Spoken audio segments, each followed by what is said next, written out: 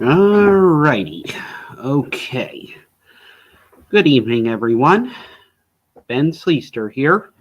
Um, I know it's a few minutes early, but I was wondering if who didn't come to me in movie fans chat last night wanted to talk to me tonight. This would be a good time to do so. I will sit here and wait for a few minutes, and if anybody wants to get on the camera with me and chat, we can do so. So, again, I just want to say that, like yesterday, this is just a get to know you thing, and I didn't really prepare anything. I just want to get to know folks before I commit to doing anything specific. So, I'll just sit here and we'll see what happens. In the meantime, just hi.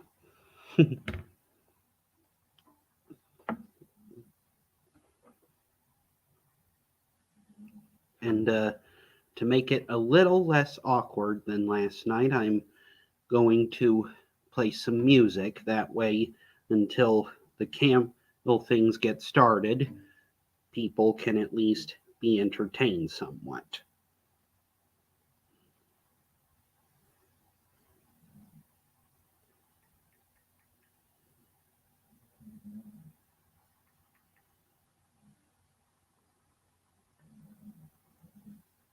Hope you don't mind classical music.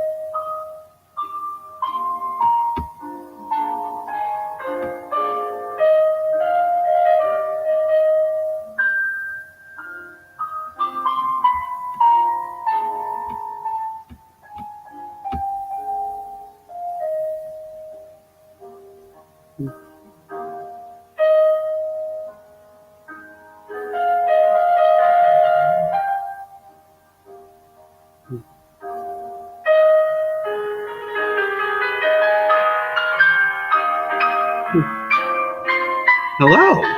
Um, if you're able to come on camera, I would like to very much do that now. It's going very well, Bonnie. Are you able to join me on camera?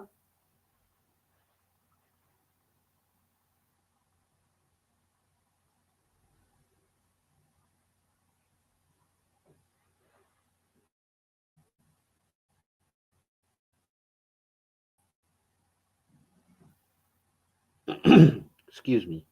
Oh, yes. One moment, please.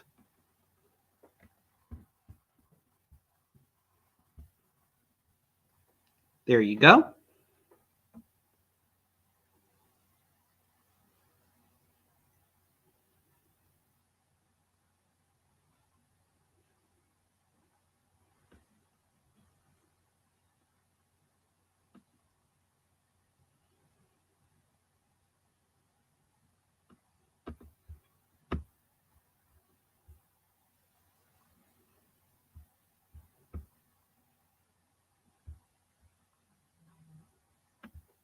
Okay. Hey, Hey, how you doing? good. How about you? I'm doing just fine. I'm sorry if my repeated posts this day and otherwise were a little pushy, but like I said in them, I really want to get to know some of my friend and Thomas Huffman, aka Alpha Lion Simba's YouTube buddies. Sorry, I'm moving things around a little bit. Sorry about that. Right. Okay, there we go. That's better. Sorry about that. Well, you're perfectly fine. I hope I wasn't too pushy. You weren't. You weren't at all.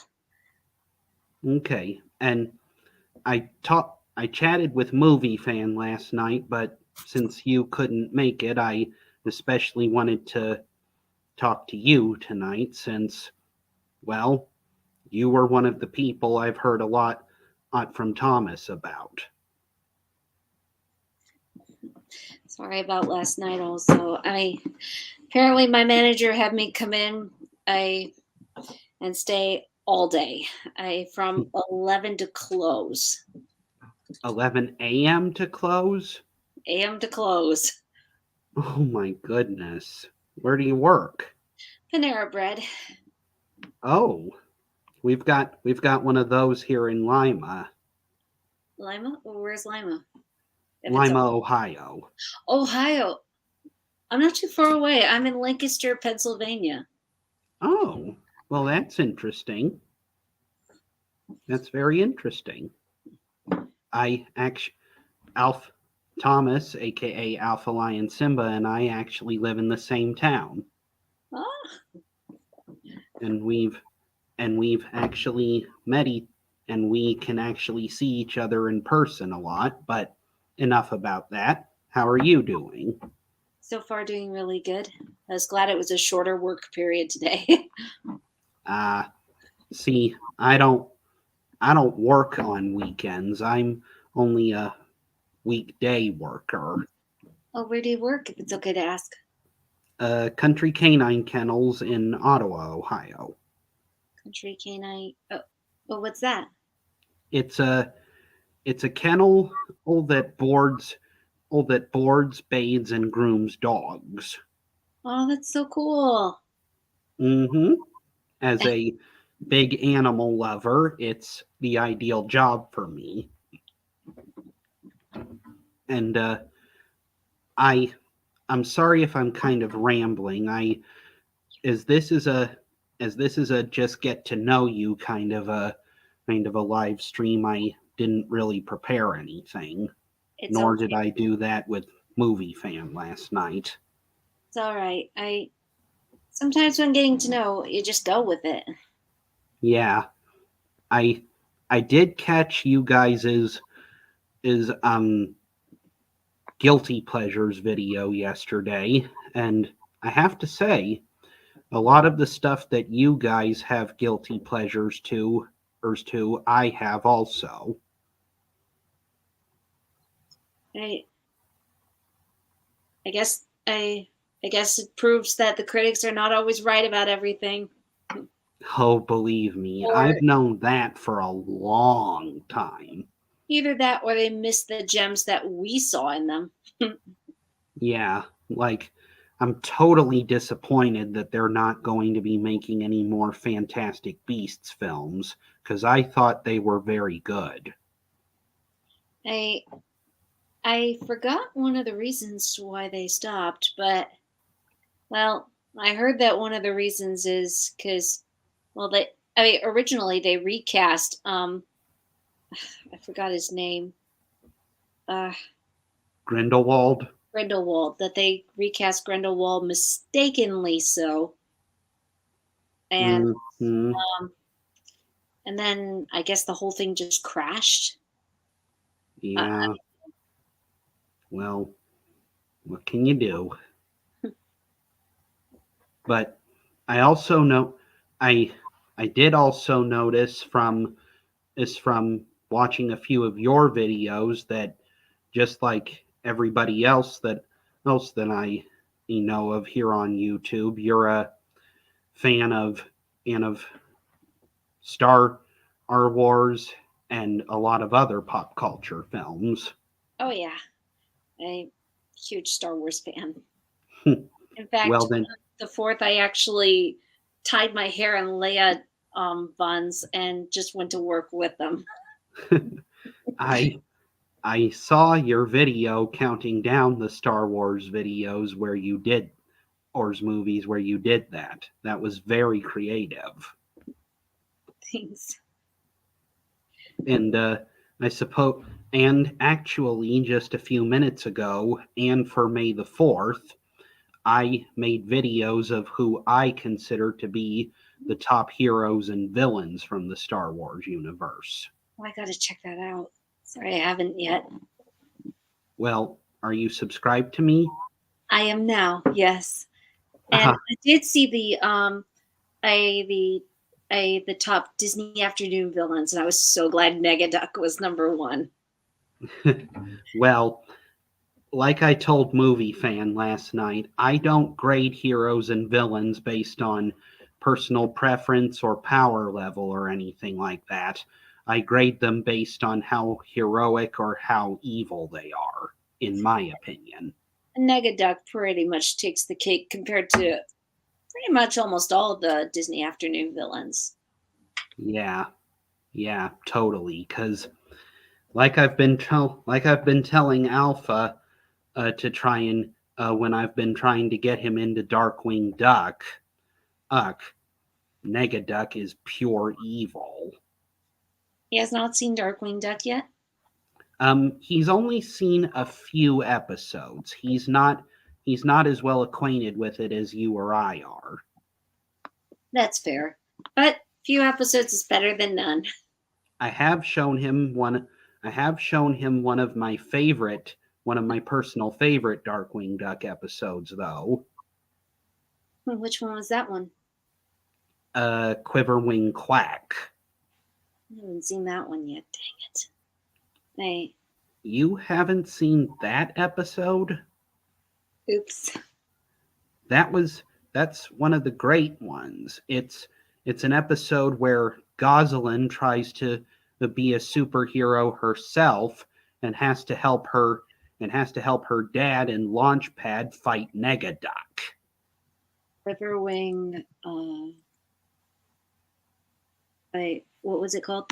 Quiverwing. Quiverwing Quack. Quiverwing Quack. Okay, I am definitely checking. I made a note to check it out. The premise of the episode is that alongside Gosselin trying to become a superhero herself, Negaduck is trying to save his reputation of being Saint Canard's public enemy #1. Wow. Because after at the beginning of the episode, during his confrontation with Darkwing, after trapping the entire police department in lime jello and throwing several bombs at Darkwing, this is what the exchange between them was. And I'm going to try to do impressions of their voices as I say this. You obviously are overreacting to no longer being public enemy number one. What? I am too number one. Are not? I'll show you. Here, hold these a sec. See? Right behind Dr. Slug. Dr. Slug. He couldn't slime his way out of a paper bag. Give me that.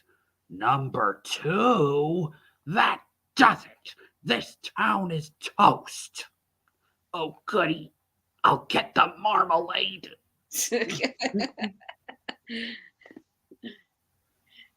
Hey, that sounds really cool. And that was a really good impression. Thank you. And the rest of the episode goes that Negaduck tries various ways to reinstate himself as public enemy number one, and Gosalyn tries to become a superhero herself, feeling that her dad doesn't appreciate her efforts to help him. In some ways, I think it's about time that she did something like that. But at the same time, in some ways she's kind of proven herself, and also she's I don't see how Darkwing or Drake Mallard in this case would overlook her or make her feel less loved. Well, he's not overlooking her. He's being a protective father. Oh, okay. Sorry. The reason why, when he finds out that Gosalyn is doing this, he doesn't want her to stop doing it because he doesn't want them to share the spotlight. It's because as her adoptive father, he's trying to protect her. Because, and I actually take his side of the argument, because crime fighting is not a game. Yeah. I guess I was saying that mainly because, well, most of the time Gosalyn gets herself in trouble. She's out seeking for adventure a lot of times. I kind of a little bit the extreme version of what Darkwing Duck would do, except well, not hiding her identity, though I'm surprised that Drake Mallard hides his identity. You would think that Drake Mallard would go, here's the morning headline. By the way, I am Darkwing Duck. Well, the whole idea behind that is to keep mystery, and also, think about it from now. I'm not really a superheroes kind of guy, but I do know enough that part of the reason heroes have secret identities is because they want to make sure that their enemies don't know who they are, so they can protect their friends and family better. That's true.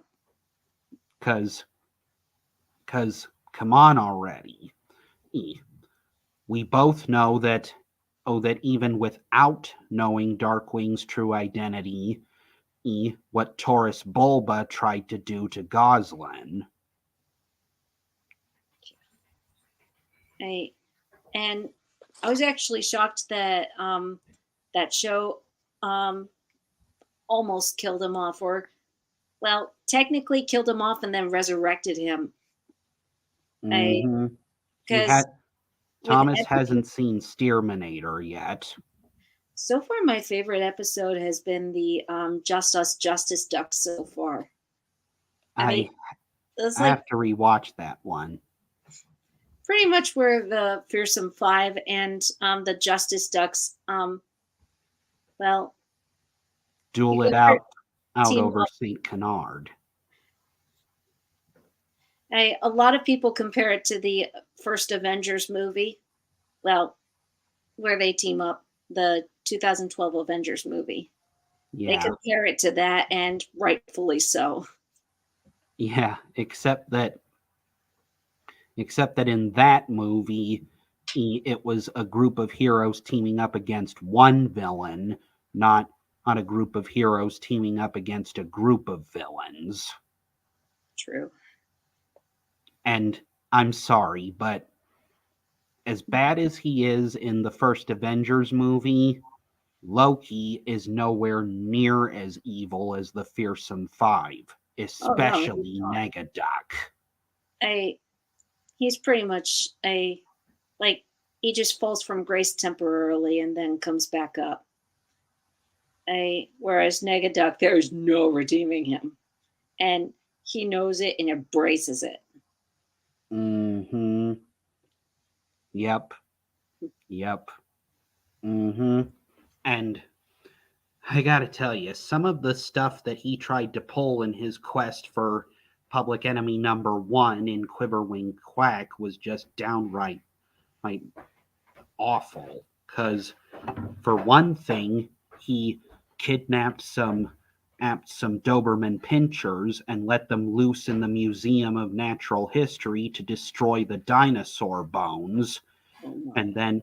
And then after that, he said that he was going to go to the convalescent home and kick some shins. Not only that, but he tried to turn one of St. Canard's premier pizza companies into the Leaning Tower of Pizza. And for his ultimate crime, he blocked off all the gas mains, sewer drains, and water pipes in St. Canard in the hopes of trying to blow the city up. That's definitely Public Enemy #1 if I've ever heard one. Yep. And when Goslin tried to stop him, well, he quickly overpowered her and had her dangling off the edge into St. Canard above hungry sharks. And he said, well, if blowing up St. Canard doesn't make me Public Enemy #1, this'll put me over the top. Definitely would. Kidnapping. Mm-hmm.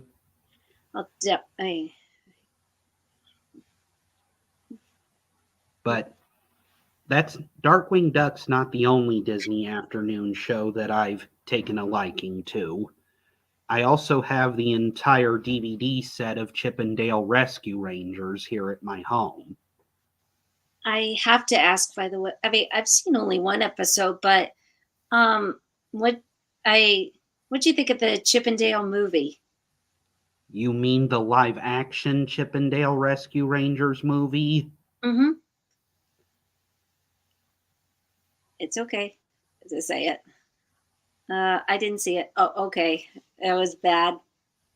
Yeah. It was a it had nothing to do with the show whatsoever. It was a Who Framed Roger Rabbit ripoff. Pure and simple. And the villain was Peter Pan.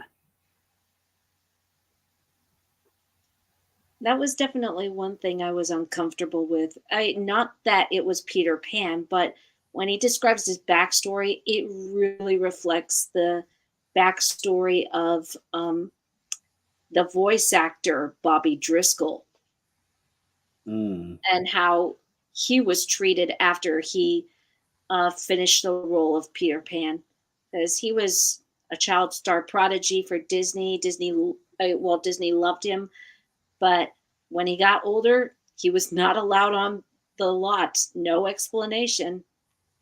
Mm. Pretty much, it was a tragedy from there on out for him. So that's the main part I did not like about that movie. Yeah. At least as a standalone, I watched it as a standalone movie. Yeah. with having Well, seen only the cult rescue. I mean, the rescue rangers where they're in a cult. But yeah, I didn't like that. That had to be Peter Pan as the villain. yeah. I, one person suggested it should have been Caillou as the villain, but I guess they couldn't get the rights. Well, actually, they were going to make the villain Charlie Brown. Oh, Also, I mean, and get Peter Robbins back oh, to voice him because it was kind of also similar. ah, And Peter Robbins actually got jailed a couple times, so how fitting it would have been. But they could not get the rights, and poor Peter Robbins, I passed away. ah. So maybe that was for the better for Ivy for his part. Though Yeah. honestly, I think that villain should have been, well, if it was going to be live action and no animated references, I would have said Carl Alfalfa Switzer should have been the villain. Who? Oh, if you've ever, I mean, have you ever heard of the movie Little Rascals from 1994? I've heard of it, but I haven't seen it. Well, basically, Carl Alfalfa Switzer, he has the hair sticking up from the back. I mean, Oh, and well, the original Our Gang, Carl Alfalfa Switzer, um, pretty much had a similar backstory to this version of Sweet Pete, and was a gangster um, in the end. oh, So it would have been a lot more fitting than Bobby Driscoll's Peter Pan. yeah, yeah, So that's my main gripe with it. yeah. Well, I understand that, but my gripes were again the ripoff of Who Framed Roger Rabbit, little to nothing to do with the source material, the villain choice, and of course, I cannot get I do not like the idea that that I don't like the idea that they had had the show basically as in the same way they did Who Framed Roger Rabbit. And I don't like Chip and Dale having deep human voices. Yeah, I mean, why couldn't they keep their original cartoon voices? I mean, Yeah. you could really just put anybody there and then just speed up the voice. Like, why Mm-hmm. didn't they do that? Mm-hmm. Yep. Yep. That's exactly right.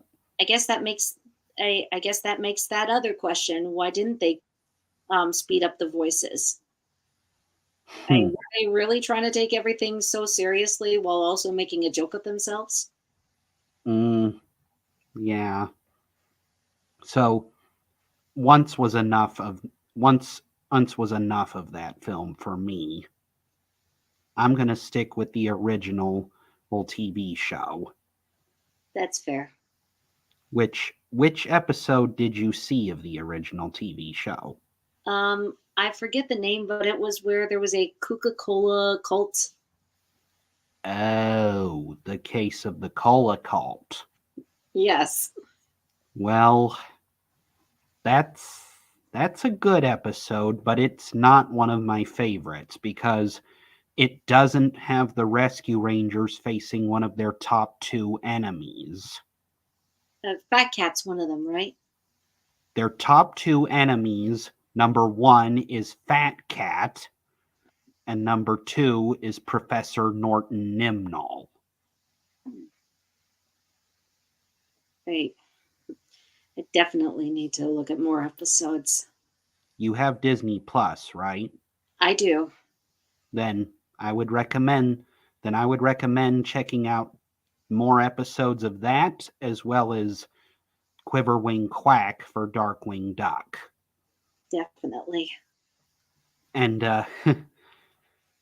I I'm glad that you saw my Disney Channel villains list, but did you see my heroes list?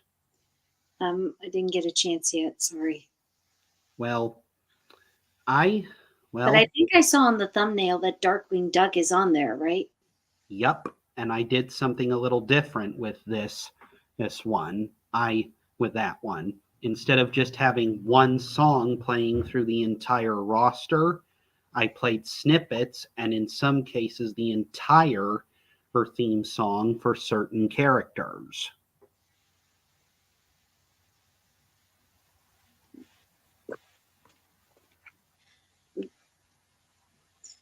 Like which songs? Like when you start the video, you get the majority of Darkwing Duck's theme song, and then the other theme songs that I have for other characters that fit them are our DuckTales 2017 theme song, the Chip 'n Dale Rescue Rangers theme song, the theme song for the short version of the theme song for Perry the Platypus from Phineas and Ferb, Oh yeah, that's right. and my personal favorite, Call Me Beat Me from Kim Possible. Love that. And I'm probably gonna I'm probably gonna hate myself for asking this, but did you see that live action Kim Possible? Yup.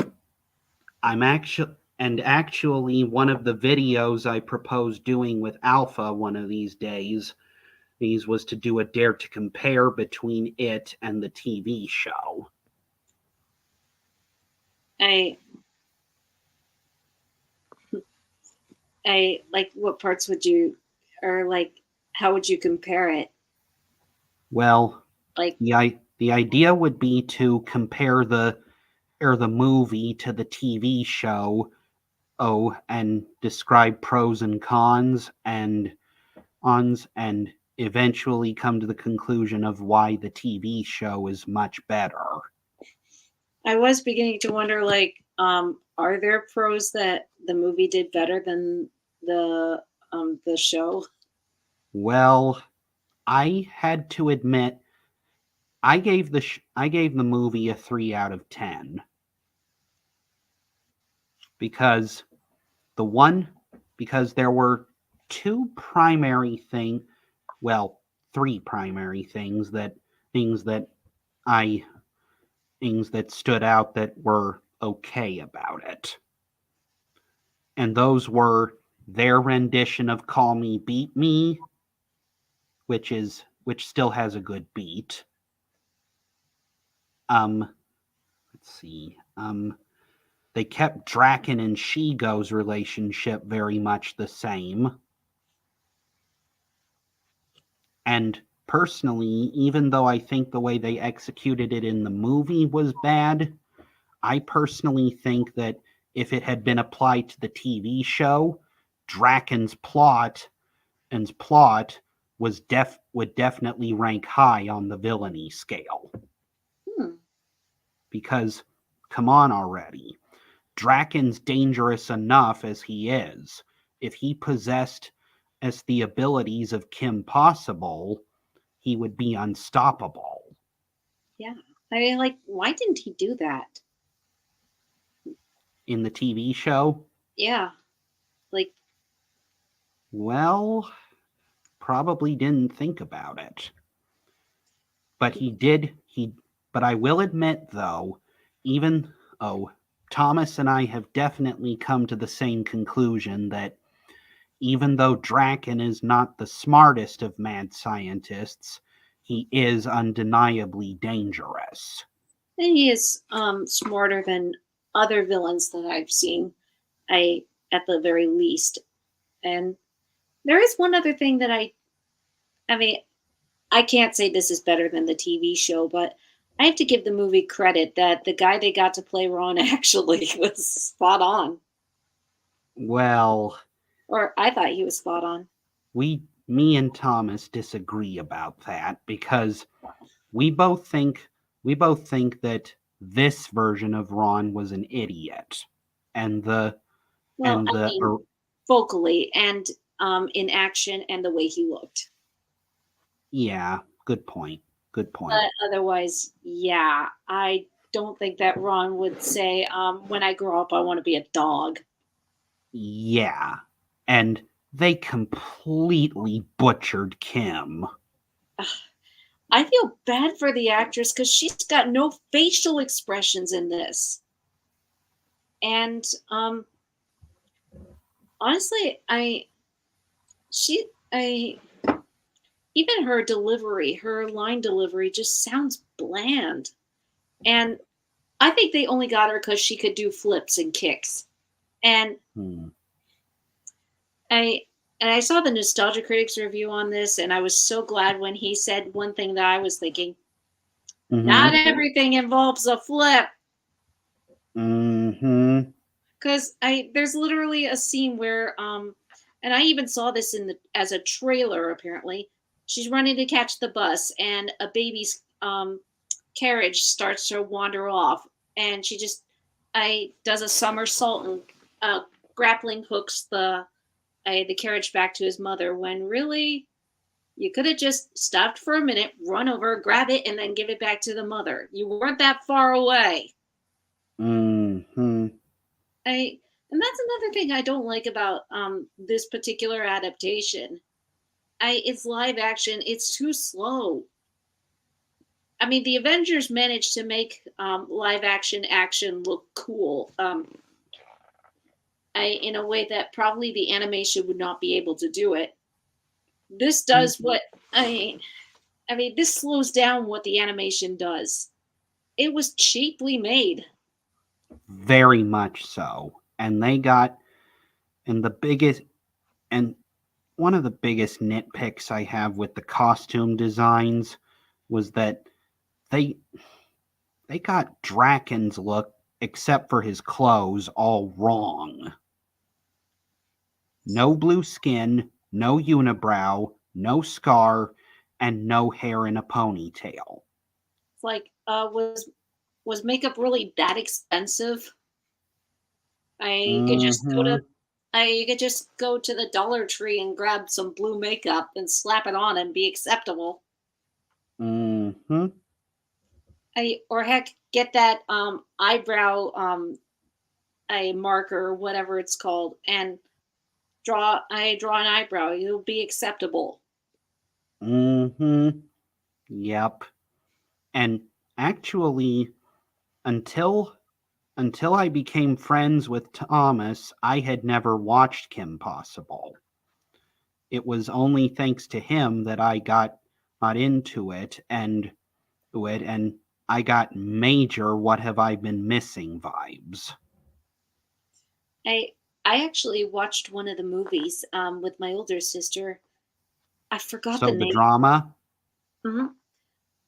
I think it might have been that. I mean, it's where she falls in love with um or Eric, has a crush on this guy who ultimately turns out to be a robot.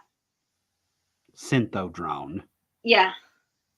And also I played a lot of the Kim Possible games on online, like Stitch in Time and Oh, cool. I yeah, they had a game version of Stitch in Time and now the Disney game app's gone.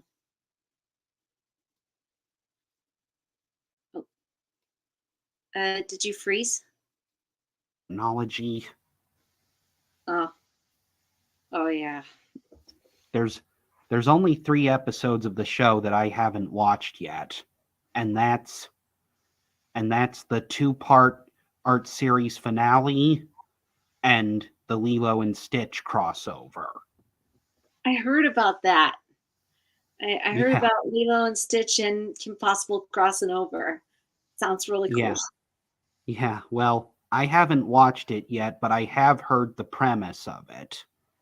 And the premise of it is in order to in order to um use Stitch as his means of building the perfect army, Dr. Hamsterville hired Draken and Shigo to kidnap Stitch.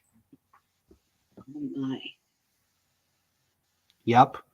Dr. Hamsterville hired Draken and Shigo to kidnap Stitch, and Lilo and Pleakley he called Kim Possible to come and help rescue Stitch. And let's just say from the clips I've seen, Kim and Lilo do not see eye to eye. I could pretty much see that. In fact, from the clip I saw on YouTube, Lilo did not understand and Lilo did not understand and Kim's catchphrase. She thought she was referring to Stitch when she said, "What's the sitch?" And Kim had to explain her catchphrase to her. And that's not the only thing I heard about it, too. Jumba apparently thinks that Rufus is one of his experiments. Oh man.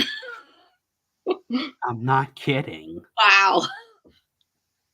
And I could totally see that happening too. I'd love to know what the writers were thinking at that time in the good way. Yeah. Or at least what fun they were having with this. Yeah. And there's actually, yeah. And once you get into the lair where Draken and Shigo have Stitch held, it's revealed that Draken's plan to help Hamsterville is to clone Stitch. Oh my. Mm-hmm. And then what would they do with the clone? They would the plan was to clone Stitch 1,000 times over and thus make him into the perfect army for Hamsterville to carry out his plans for galactic conquest. But Stitch would be anything but a perfect army. I mean, that guy would. I mean, he'd tear up the ship before they began attacking. Well, I'm sure they would have done modifications to make Stitch subservient to Hamsterville. They'd have to. Because Stitch is basically a wild card. Uh-huh. Even when he's a good experiment. Oh yeah. And actually, even though I haven't seen the entirety of it, I did see the finale movie of Lilo and Stitch, the series, in pieces, Leroy and Stitch. Only heard about it a little bit. I haven't seen it yet. Well, basically the premise is that after Stitch and Lilo have successfully redeemed and caught all of the experiments, they are given honors by the Galactic Federation, but there's a shadow to the celebrations. And that shadow is that Gantu has personally broken Dr. Hamsterville out of prison. Oh dear.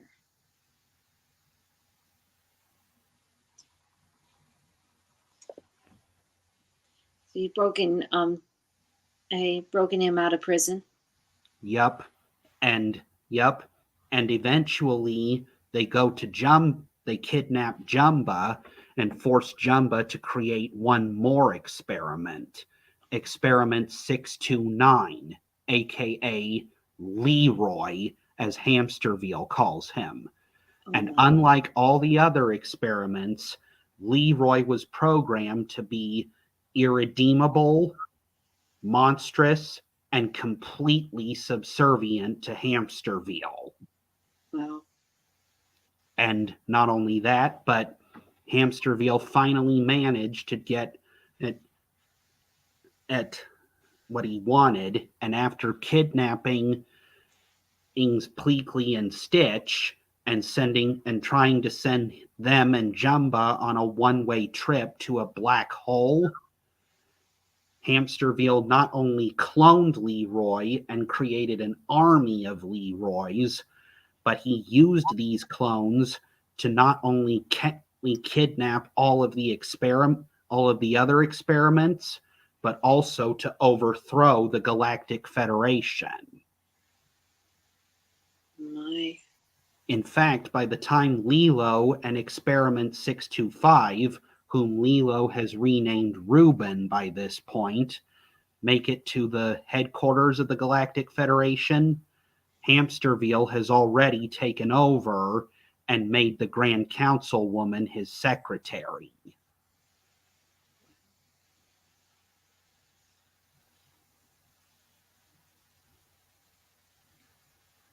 And Hamsterville's final plan after throwing Lilo and Stitch into after throwing Lilo and Reuben into prison is to go back to Earth and kill all of the other experiments, thus eliminating the threats to his power and cementing his rule as the complete overlord of the galaxy. Oh my. That actually sounds like a really cool movie. Wow, I think Watch Mojo needs to slap themselves for putting that on the worst list. Mm-hmm. But thankfully, there is one thing in the hero's favor that they did not count on. After Hamsterville gets the news that the Leroy's army successfully captured all the experiments, he fires Gantu.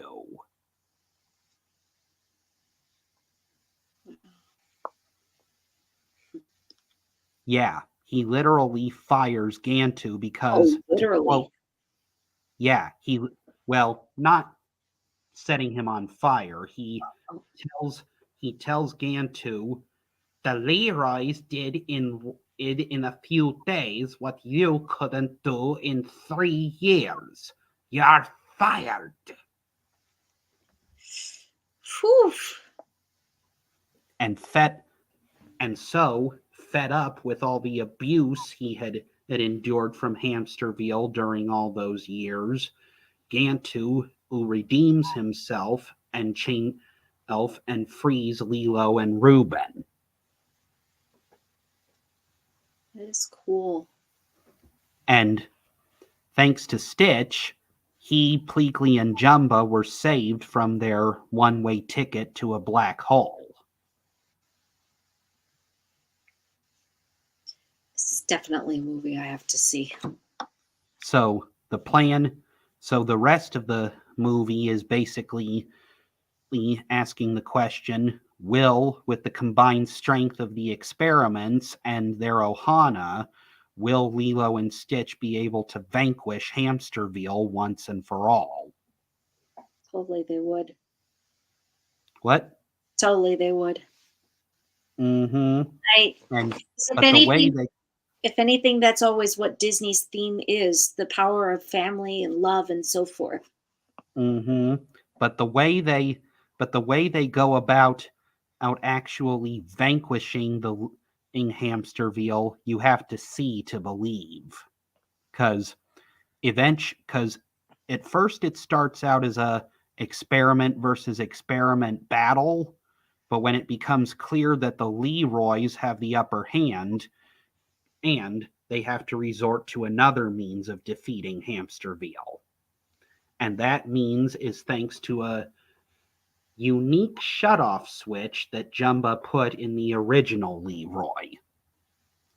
If the original Leroy is listening to the song Aloha Oi, he will shut down.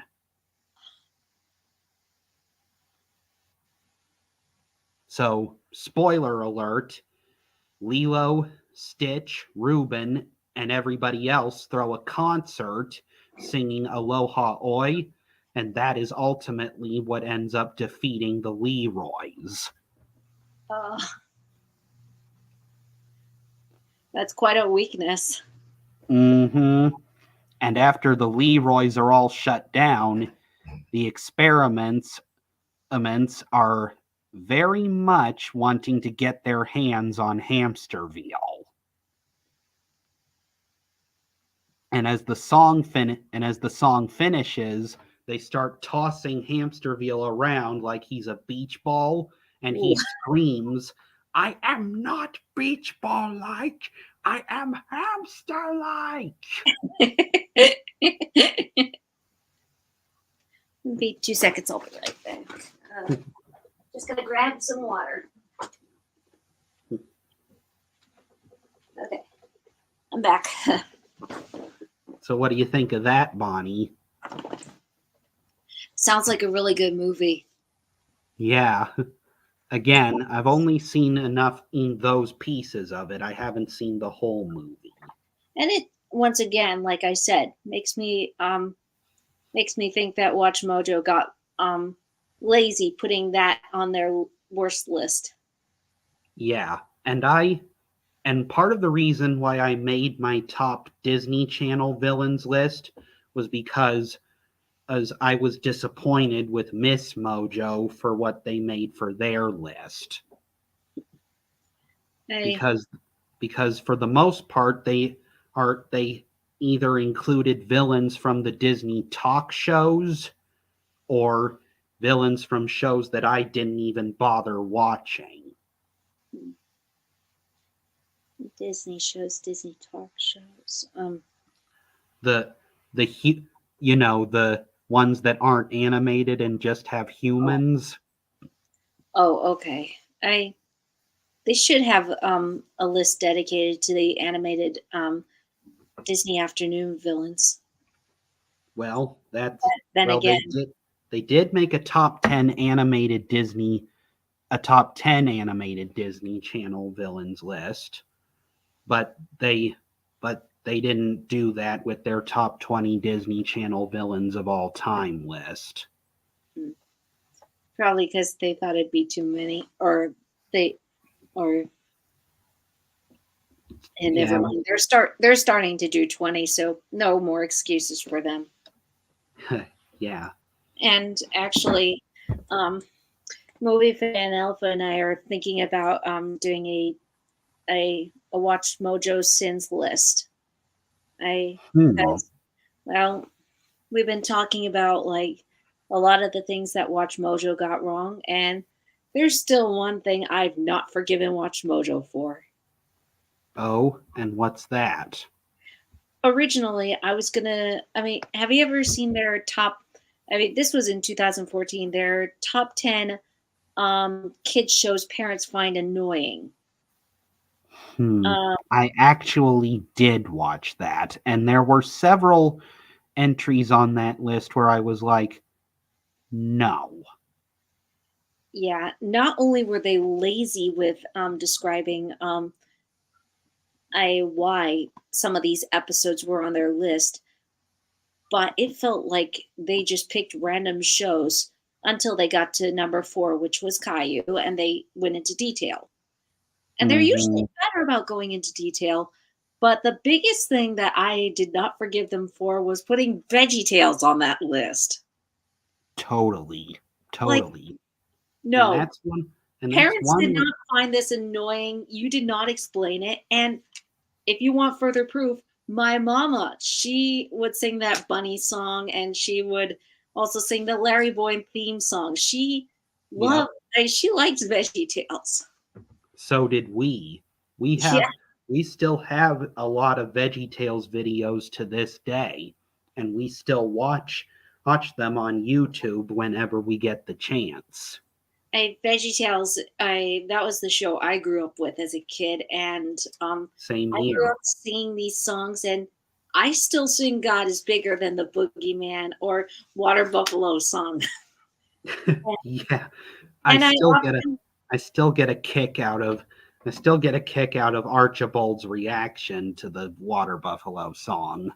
And looking at some of the jokes, they actually inserted adult jokes in a way that I would not have recognized. Like, if you remember the silly song where what's it called? Where Larry sings "Oh Santa," and he's giving cookies to the Viking and to the bank robber, and then the IRS member comes and he just slams the door in front of him. I remember that. As a kid, I'm like, What, you didn't want to give your cookie to him and you're giving your cookies to the other guys? Okay, I guess you wanted to wait for Santa. As an adult, I'm just laughing my butt off over it. Yeah. We all want to do that to the IRS. Yeah. Yeah. And Yeah. also, their episode of Lyle the Kindly Viking is more clever than I thought it was. Because not only are they referencing Shakespeare and I a by reinventing it into omelet instead Yep. of Hamlet, and then the main segment itself is Gilbert and Sullivan, um, and It's even still the silly song, actually, I did not recognize it until recently that their silly song is a parody of an opera called Folliculi Follicula. I've heard that music, but I've never watched the opera. I've never seen the opera either. I would hear people sing it in different forms, and I and just in random when I was humming it at one point, I'm like, oh my gosh, VeggieTales actually did a classy song. They didn't just, they actually did a classy song. It was so good. Yep. I, Yep. and that's one of the things I love about this show. Also, it's just, I, it has a way of incorporating grown-ups and kids together, and knows how to do smart writing, which is another reason it doesn't belong on that Watch Mojo list. Totally correct. Unless, of But course, it was aliens in the house. I mean, imposters in the house. I mean, VeggieTales in the oh, house. I know. I totally get it. I did not touch VeggieTales in the house with a 10-foot pole. 4 episodes in. I watched 4 episodes of it. It was awful. The animation is atrocious. The writing is atrocious. And the way they don't even incorporate the Bible lessons in properly. They incorporate the wrong lessons. It's just, it's lazy writing, lazy character development, and awful animation. And I could say, well, Noah's Ark at the very least tried to do a good lesson, but did it poorly, and the animation was awful. Oh yeah. I'm not going to deny that part. The animation was amateurish. And it looked frightening too. Mhm. They just are not meant to look like that. Nope. And even looking at the interviews for Imposters in the House, Phil Vischer and Mike Naraki looked dead inside when they were talking about it. Whereas when talking about Where's God When I'm Scared, Phil Vischer looked alive and excited when talking about it. Jup. And he looked alive and excited when he did that behind the scenes tour of Jonah, a VeggieTales movie. I very much did. And I actually saw the movie in theaters. So did I. And I knew the story of Jonah by then, including the one where he sits under the vine and the vine dies. And when he came to the belly of the whale, I'm like, I'm just thinking, I know how this is gonna go. And then the angels show up. I'm like, that wasn't in there. Oh, who cares? I love this. Yeah. Heck yeah. And that's become my favorite VeggieTales song, next to a Hope song and God's Bigger Than the Boogeyman. Absolutely. But there are many parts of VeggieTales that I just can't stop laughing at. Like I still get a kick out of that bit after Lyle the Kindly Viking. Well, there you have it. The lost musical of Gilbert Jones and Sullivan O'Kerry? That's not right. That's the wrong Gilbert and Sullivan. This wasn't their lost musical at all. We like it. Oh, that's what I get for working with peas. I could have your union cards for this, you know. He actually says that. I didn't hear that. And when the peas and after the peas say, "You can't catch us, you can't," he yells at them, "You'll never work on the West End again." Oh my gosh.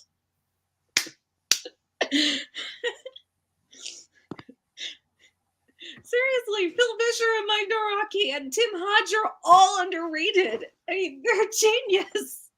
Yep. And then just before the credits roll, there was that part where Archibald crashed into something and started chasing the peas again, and he said, "Oh, sorry, I could have your union cards for this, you know." And then that's what prompted Larry and Bob to say, "Bob, don't look. Just roll the credits, Larry. Roll the credits." My older sister and I, one of the things we often do, anytime somebody says gated community, we just burst out into that song. Mm-hmm. And a couple times when that's my older sister's name, Dusty, we were just walking along the street and she said, "Keep walking." And then I'm like, "But you'll never knock our wall. Keep walking." And she just glares at me and we just start singing it. Yeah. Yeah. I cannot tell you how nice it is to see that one of my friends' YouTube buddies is a fellow VeggieTales fan. I'm hoping one of these days, I'm just not sure how or when yet, but I kind of want, I mean, I don't know, is this plagiarizing? I You know how the Nostalgia Critic would often do a Disney December for all the Disney stuff? Yeah, I kind of almost wanted to do something similar for VeggieTales, reviewing all of them or that could work. reviewing all the episodes and skipping Imposters in the House totally. Oh, of course. Because Well, though I might maybe talk about it and why I absolutely hate it. And yes, true. hate is the right word because I mean, the only couple things that are good about it are the voice acting, because everybody's Yeah, trying, yeah, but the true. writing's not good and the animations. Yeah, yeah, And that's totally. coming from DreamWorks. Like DreamWorks. What? That was DreamWorks animation right there. The same people who did How to Train Your Dragon and The Prince of Egypt. You're kidding. I wish I was. 2016 DreamWorks. Shame. You idiots. It was like it almost seemed like that they legitimately hated hated the fans. And so they went Teen Titans Go Away on it or Fairly Odder on it. Well, I I've only seen a couple episodes of Teen Titans, and that's again thanks to Alpha. But like I said, I'm with a few exceptions, I'm not really a superhero film kind of person. Although I did recently become a fan of the MCU. And I don't know if you've seen them yet, but I did make videos on who I consider to be the top 100 heroes and villains from the MCU. I'm going to definitely see it.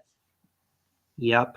And admittedly, I haven't seen Quantumania yet, but I have seen all the other ones. I haven't seen that one yet.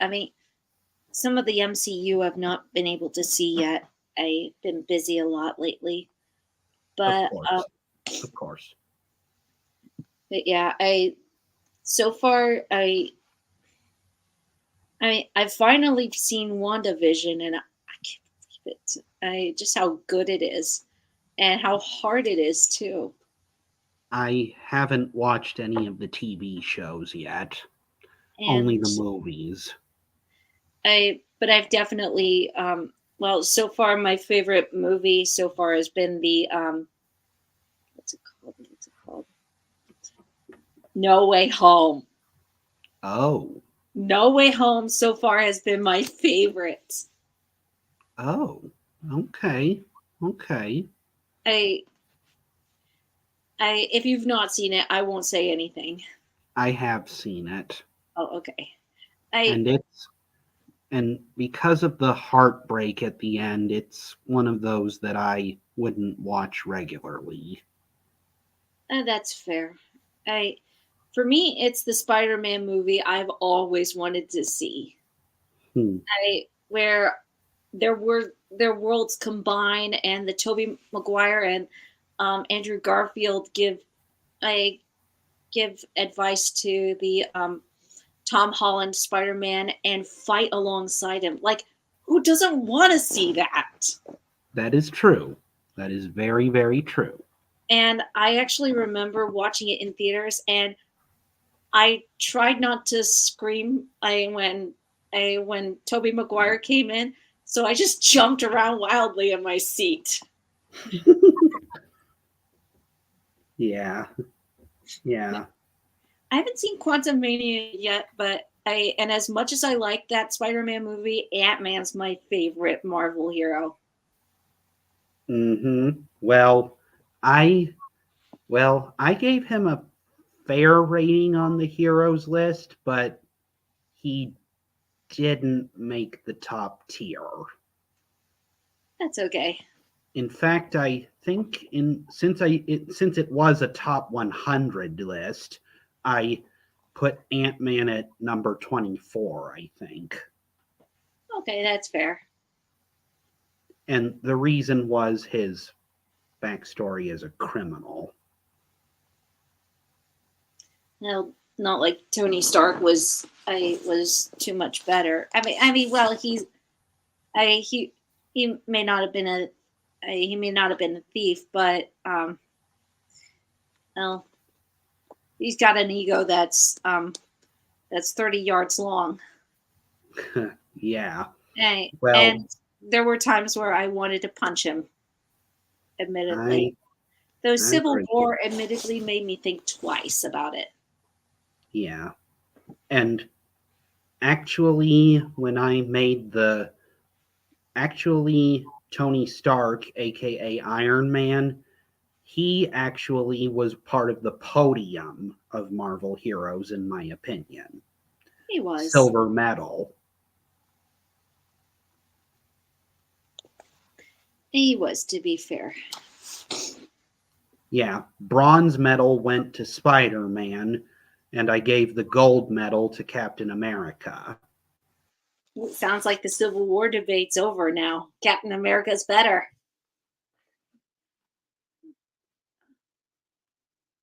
I think you froze. Um, what did you say? Because we cut out. Oh, um, I jokingly said that looks like the Civil War debate's over. Captain America's better. Because for a long time, when the Civil War movie came out, everybody was debating Team Tony Stark or Team Captain America. Well, I didn't vote based on powers. I voted on strength of morals. Oh yeah, Yeah, and Captain America was stronger on that. yeah. And when it came down to the villains, it was pretty clear cut to me who the podium was for that. Thor. What? No, not Thor.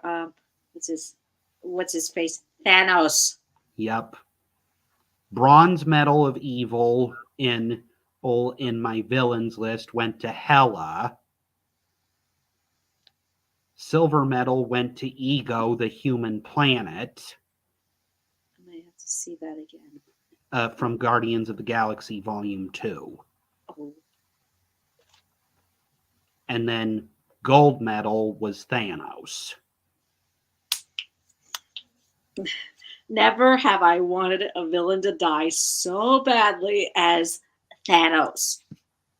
Mm-hmm. I swear, during the entire after after the first time I watched Infinity War at long last, um, and it came to the ending, I almost threw the remote control at the screen TV. And I had to stop myself. And thankfully, what's it called? Endgame was already released on Redbox, so I rented it. And the first thing I said when popping it in was, "Kill Thanos! Kill Thanos! Kill Thanos! Kill Thanos!" Mm-hmm. I hated him so much. I hated him so much. I know exactly where you're coming from, because in both my animal fantasy books, because that's my favorite genre of book, in both my animal fantasy books and in many of the movies that I like to watch, there have been a number of villains that their wickedness has just made me so angry that I eventually got to the point where I had it up to here with them. One example of that is from Aaron Hunter's Braveland series. I haven't seen that one yet. That's a book series. Oh, read it. I'm sorry. And the villain I'm talking about, actually, he was in the. Actually, the villain I'm talking about was either. Oh, he got the bronze medal of evil in my countdown of top 100 animal fantasy villains of all time. He was a lion named Titan, and by the time we got to the 6th Bravelands book, he had committed such a list of atrocities that me and my mom were up to here with him, and we're like, somebody kill him already. I would be that way too. Especially after 6 books. Mm-hmm. Who is the average character? Yeah. Titans. Yeah, from reading the Bravelands books, Titan's crimes included, but were not limited to, cheating cheating in leadership duels, overhunting prey on the savannah, killing for sport, and eventually the worst crimes that he committed. The way it works in the Bravelands universe is if you kill an animal, but only eat its heart, you do something worse than just leave their body uneaten. If you eat an animal's heart after killing it in Bravelands, you deprive their spirit of the ability to go to the afterlife. Oh my gosh. Okay, this guy's dead meat. This guy is vulture food. Yep. I hope he got killed off. He did. Finally. He did. But unfortunately, one of the main heroes paid the ultimate price for killing him. At least he got killed off. The animal that I hate in a certain book, the book animal that I hate, Squealer from Animal Farm. I hate that character so much. He may not be the main villain, but I hate him worse than the main villain. You hate him worse than Napoleon? I hate him worse than Napoleon, and I couldn't figure out why at first, but Dusty helped me clear it up. It's because Napoleon's direct. He's not lying about his intentions. squealers manipulating every situation and turning it inside out. And I pretty much be every politician. I hated that character so much. Yeah. I Then couldn't take it. well, there was another villain in Bravelands, and before Titan took center stage, who was very much like that. A baboon named Stinger.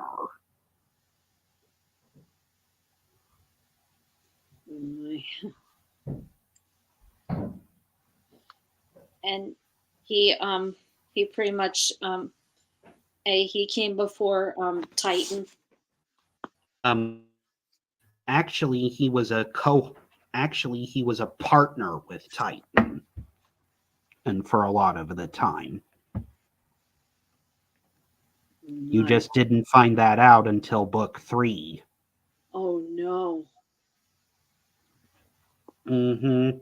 You find out in book 2. You find out the primary conflict of the that throws the first part of the first or 6 books of Bravelands is that in book 1, the leader of all the animals of the savannah, the great parent, has been murdered. And on the surface, it looks like it's discovered in the second book that on the surface, it looks like this was like the murder was completely done by a rhino called Stronghide, but it turns out it goes deeper than that. Stronghide did strike the blow that killed the great parent, but he didn't come up with the plot himself. He was manipulated into doing it by Stinger the baboon. No.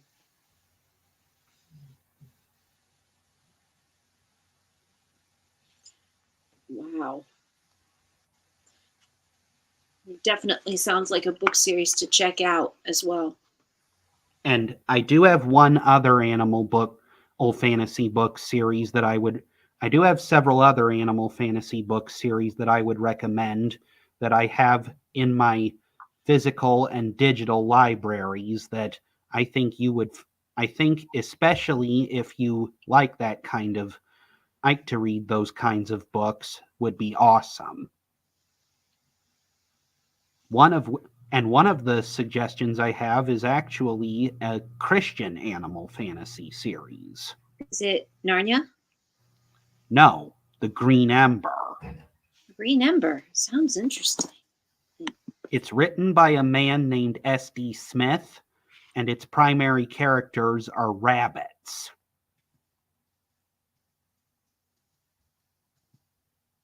The premise of the Green Ember, at least for the 4 books in the main series, is that it's about 2 young rabbits named Heather and Pickett Longtreader who have to discover their destiny and help in a war effort to save their kingdom of Natalia from tyranny. And the odds are totally stacked against the heroes because they're fighting to liberate their land from wolves, birds of prey, and evil rabbits. Wow. Very evil rabbits in there? Yep. Yep. And the biggest thing is the heroes are divided at the beginning of it in the first book. For the heroes are divided for a good portion of the books because of one terrible thing. Spoiler alert. Heather and Pickett's uncle, Garton Longtreader, betrayed the king of the rabbits. Oh no. Yeah. Garton Longtreader was one of the primary advisors of the ruler of the rabbits of Natalia, King Jupiter the Great, and for reasons that I will not disclose right now, he betrayed King Jupiter into the hands of the greatest enemy of the rabbits of Natalia. the king of the the king of the birds of prey, Morbin Blackhawk.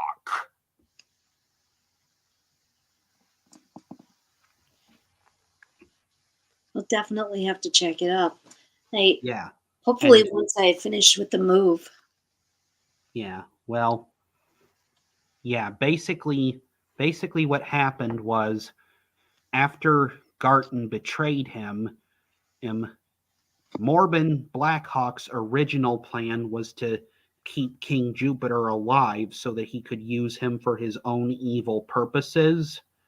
But when Jupiter refused to submit to Morbin and professed that one of his that his son would rise up against the birds of prey and their allies and bring about a golden age of rabbit civilization even greater than what Jupiter had done.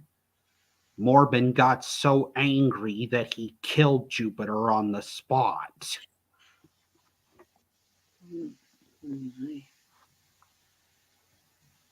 Mm-hmm. And believe me, when I tell you, if you ever get the chance to read the main Green Ember series, Morbin Blackhawk is so cruel and so evil that if the devil himself was a hawk, Morbin would be it. I bet. I bet.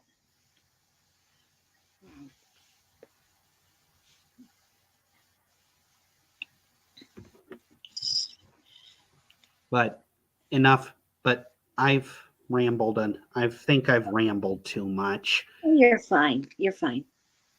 Do you have anything interesting you would like to share? Trying to think. I guess it's hard to know where to start. Because lately a lot's been going on. The move and, well, getting ready for the Little Mermaid remake coming out. I'm excited for it. I'm even planning to cosplay for it.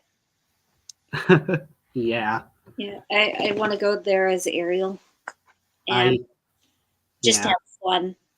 Yeah, I never attended cosplays because unfortunately I'm very shy. I've never done cosplay or never attended cosplays either. Not because I was shy, but because well, during the times when there were Disney cosplays, I couldn't drive at the time. Totally. And also it was too expensive for me. Yeah, totally. But I thought, why not just have fun and bring joy? And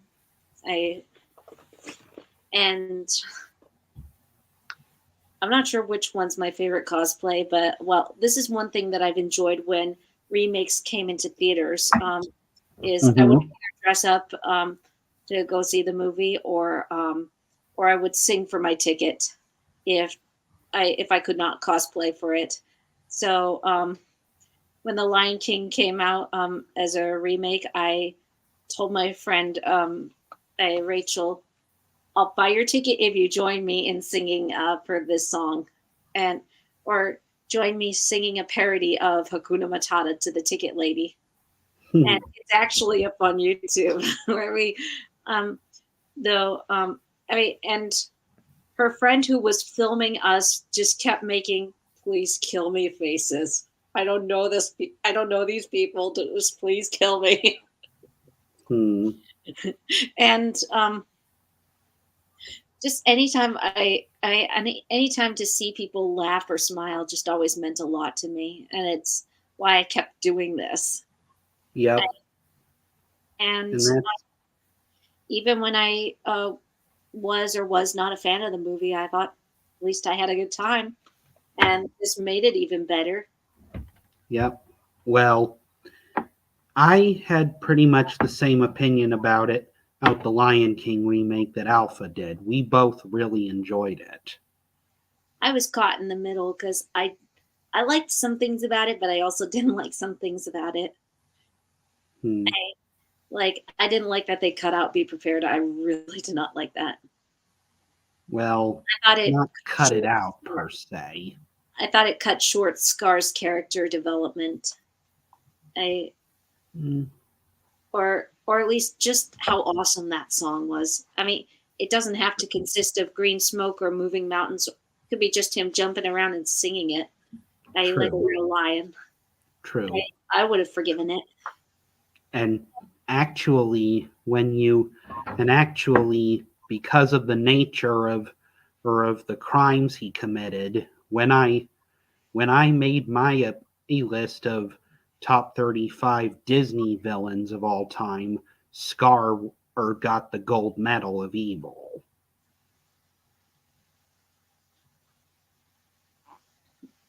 That was pretty much a hard moment, or that was a very. I like the voice actor Jeremy Irons in it, but that was a despicable character. Yep. And actually, I told Movie Fan this, that if you guys ever do another one of those impressions videos, I'm pretty good at impressions. I hope we do. Maybe that's another live stream we ought to do. Yeah.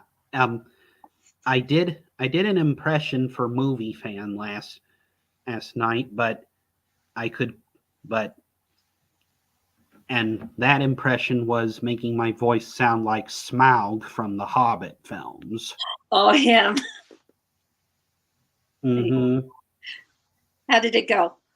It went pretty well. Actually, I won't do the same line, but if you'd like, I'll give you a demonstration. You will take nothing from me, dwarf. I laid low your warriors of old. I instilled terror in the hearts of men. I am king under the mountain.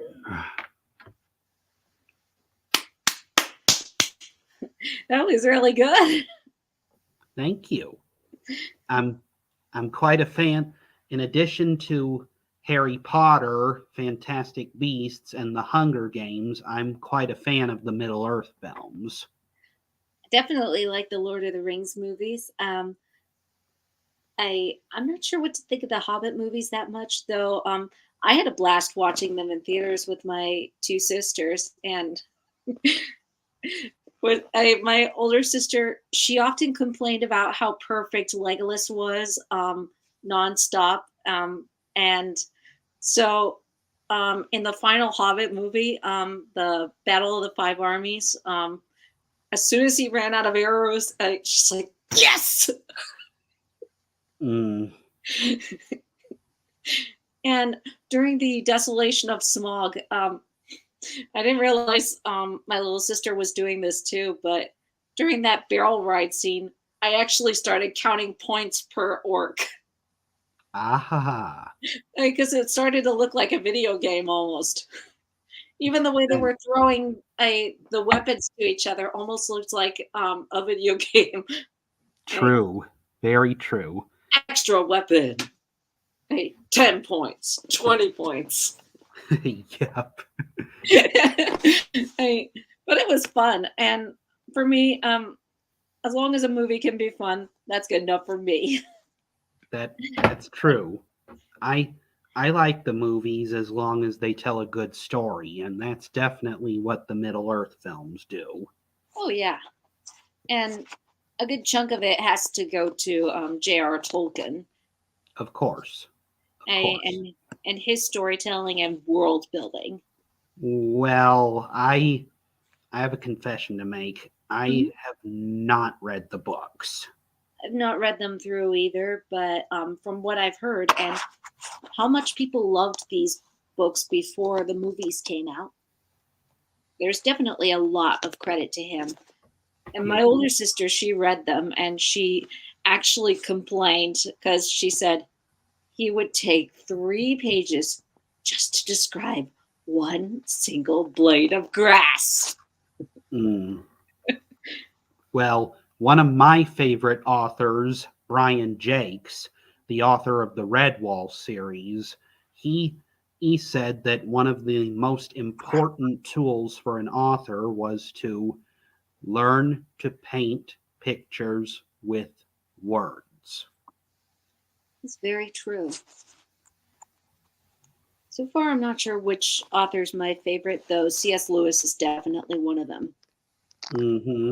I I loved Disney's take on the Chronicles of Narnia films, very much so. The first two, at least, I liked them. Yeah, and I loved those enough that when I made my list of top 100 movie villains of all time, King Miraz and the White Witch actually received places on the countdown. And they're actually really good villains. And I love the way Tilda Swinton did the White Witch, and she's actually what I imagined the White Witch to be when hearing the books. Hmm. Okay. I, Okay. even if she wasn't as white as salt. True. I, True. but yeah, and she was actually pretty scary on occasion. Oh yeah. I, Especially when Edmund especially when Edmund and was at her castle alone. yeah, and How she transmitted from just calmly asking Edmund a question to then how dare you come alone? mhm. That was ugh. Yeah, and I actually jumped when I was watching it in theaters. I saw And that in theaters too. and when I saw it the second time, I actually covered my ears to prepare for it. As Mm-hmm. in movie theaters, it's unforgivably loud. Mm-hmm. Yep. Fortunately, though, oh, well, not fortunately, but I definitely agree with what the Narnians said, Ed, when I made the list, because as bad as he was in Prince Caspian, in terms of evil, King Miraz cannot hold a candle to the White Witch. I, I'm not sure. I mean, I'm not sure what to make of that. I mean, like, but then again, everybody who was turned into stone was restored, whereas with King Miraz, he legit killed. I even in the books, I even in the books it lists his crimes against well, not only killing his brother, but all of his allies and trying to do it subtly. Mm, I so like he shoot. I mean, he has some of them shot at hunting parties and not by accident. And the seven lords sent away to look for lands. And true. people were, and also accusing them on a false charge of treason. Mm, I In the book, it actually goes into detail some of the things that he does oh, and the terror he causes. Whereas in the movie, I guess they didn't entirely have time for it, except to say that he sent away seven of the lords and he killed and he killed Caspian's father. yeah, yeah. But I didn't consider him to be as cruel as some of the other villains on the list. Like, like I can tell you right now who I had for the top 5 on my movie villains of all time list. Number 5 was Scar from The Lion King. Number 4, Queen Bavmorda from Willow. The bronze medal went to President Snow from The Hunger Oh Games. yeah, yeah. The silver medal went to Grindelwald from Fantastic Beasts. And the gold medal went to Lord Voldemort. Lord, oh wow. By the way, speaking of Harry Potter, What do you think of the fact that they're going to reboot it on Netflix? No, no, no, and again, no. I would much rather they go through with their plan of making a movie version of the Redwall series instead of continuing the rebooting trend. Preach it. Preach it. Because when I got the news that they were going to make a movie slash TV show version of one of my favorite book series, I was excited. But then this past Christmas, I get a news report saying that the Redwall project is in limbo. Oh no. I And don't like the sound of that.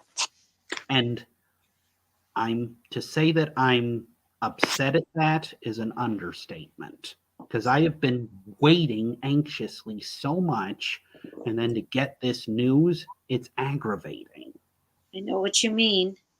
I sometimes, especially since a lot of the times when projects go in limbo, they go into the garbage. And they better not do this. They better not do that. Yeah, they better not, or I'm going to be really mad. I Have I know that Movie Fan and Alpha have seen this thanks to me. Well, thanks to me, at least in Alpha's case. But did you ever watch the PBS TV show of Redwall? No. Oh, I you need. Well, it's on YouTube, and I would highly recommend it. Okay, so marking it down. Redwall. And it's a great, especially season 1, it's a great story. It tells the tale of a young mouse named Matthias who goes on a quest to find the lost sword of Martin the Warrior so he can save his home of Redwall Abbey from being conquered by the evil rat warlord Clooney the Scourge. That sounds amazing, actually. Seriously. Mm-hmm. And I tell you, when I made my list of top 100 animal fantasy villains and heroes, for that matter, the characters in Redwall, not just in the TV show but in the books, they received lots of places on the list. In fact, the main character of the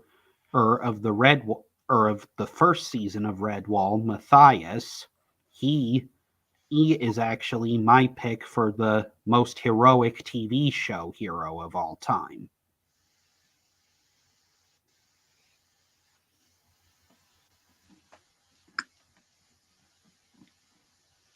And he really sounds like it. It almost sounds like a better version of the Tale of Despero.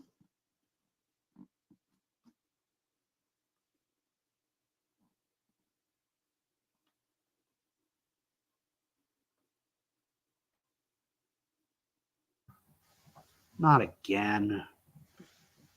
Technology. Best or worst thing that we ever made. Yeah. I liked the Tale of Despero, but Despero and Botticelli kind of got middle of the road rankings on the heroes and villains lists from the movies. Yeah. But anyway, when I made my in my TV show heroes those list, I did do one thing that as a fan of that TV show you would be very thrilled by. When I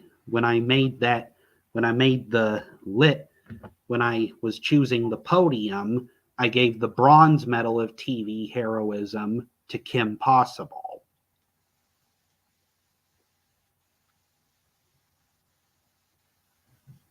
Who got the silver and the gold? Silver medal went to Shade, the main character of the animal fantasy show Silverwing. And then the gold medal went to Matthias from Redwall. From what it And sounds like, he earned that. what? From what it sounds like and how you described Matthias so far, it sounds like he's earned the gold medal. Yep. And I might as spoiler alert, when you go to check out the Disney Channel Heroes list that I made, Kim Possible got the gold medal of Disney Channel heroism. I'll definitely check it out. Mm-hmm. Yeah. And I really thank Alpha for introducing me to that show because it's amazing. Now you've introduced me to the show. What? Oh, I'm saying now. Oh, yeah, that's right. Sorry, I thought you meant the Red Wall. Sorry. No. He introduced you to Kim Possible. Okay. And I introduced him to Redwall. Okay. But I still would definitely advise you to check that out because, like I said, the story's very good and the hero's quest is definitely something to root for because Matthias, when you first see him, he's a bumbling novice, but he has what it takes to be a hero, and his opposition, Clooney the Scourge, is the most vile rat I have ever seen in a fiction story. Even worse than Professor Ratigan from The Great Mouse Detective. That's a pretty high rank. Mm-hmm. Yep. This rat has a lot more has a lot more creatures at his disposal than Ratigan did. Because according to the books, Clooney commands an army of at least 600. Oof. 600. Mm-hmm. And 500 of those are rats.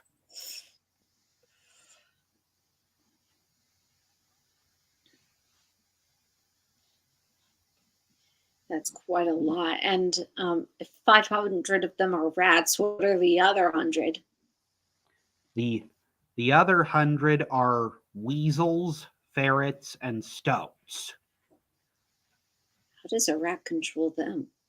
But then again, the same way a rat controls a cat, I guess. Well, Clooney is said to be bigger than most rats.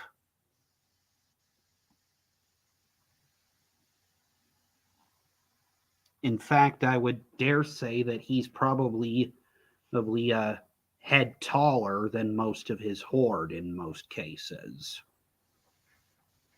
If So, that, if not more. so that makes him an ROUS. Yep. I couldn't resist. That's one of me and the family's favorite movies, The Princess Bride. I couldn't resist that line. Yeah. And I even snuck in a joke that even and a lot of the times I tell jokes, and there was one Princess Bride joke that even my groaning family could not resist laughing at. So What? on Facebook, my friend posted up a picture of ice cream, and the caption was "Not today, Satan," and a friend commented underneath, I couldn't resist Sicilian ice cream. And I replied to that comment, because you never go against a Sicilian when death is on the line. Yeah. And we loved The Princess Bride so much when I was a kid that my dad and me often acted out the Battle of Wits together. I love The Princess Bride. Any chance that it can be quoted, I go for it. And I actually remember being shocked that Billy Crystal was in there because I had seen Monsters Inc. and I knew this was before Monsters Inc. And as soon as I saw him, I'm like, and Mama kept saying, "That's Billy Crystal." I'm like, "No, no, that's not Billy Crystal. He's old." I I legit believed that the makeup was real. Yeah. And Yeah. I actually have the book As You Wish by Carrie Elwes, and Hmm. found out a few pretty cool behind the scenes details, including the fact that during the Miracle Max scene, both Carrie Elwes and the director had to be sent out of the room because they were laughing too hard. Ah, Yeah, that I would doesn't be too. surprise me. I would be laughing too. And Yeah. it was even said that Yeah. Mandy Patinkin cracked his ribs from holding in laughter. That doesn't surprise me. But for me, for me, one of the funniest bits, for me, one of the funny bits that we like is when Fezzik and Inigo were doing that rhyming thing, Yeah. especially the part with "No more rhymes, now I mean it." Anybody want a peanut? Gah!